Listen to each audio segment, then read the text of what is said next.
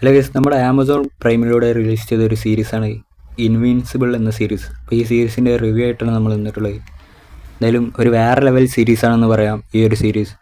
നമ്മുടെ super hero ജോണറിൽ വരുന്ന ഒരു വേറെ ലെവൽ സീരീസാണെന്ന് പറയാം. എന്തായാലും ഈ സീരീസിൽ നമ്മുടെ നായകനെക്കാട്ടി കൂടുതൽ പ്രാധാന്യം കിട്ടിയിട്ടുള്ളത് സീരീസിലെ വില്ലനെ ആയിരിക്കും എന്ന് പറയാം. പ്രത്യേകിച്ച് 4ാമത്തെ സീസണൊക്കെ ആകുമ്പോൾ വില്ലൻ്റെ ഒരു അയിഞ്ഞാട്ടാണ് കണ്ടതെന്ന് പറയാം.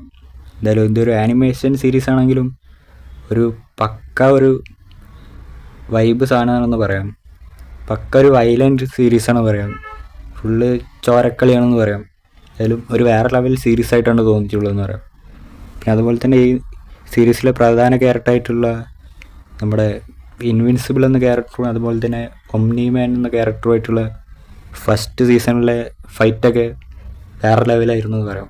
മൊത്തത്തിൽ ഈ സീരീസ് ഒരു കിടിലൻ സീരീസാണെന്ന് പറയാം. നമ്മുടെ ഒരു അനിമിയൊക്കെ കാണുന്ന ഒരു ഫീലാണ് ഈ സീരീസ് എന്ന് പറയാം.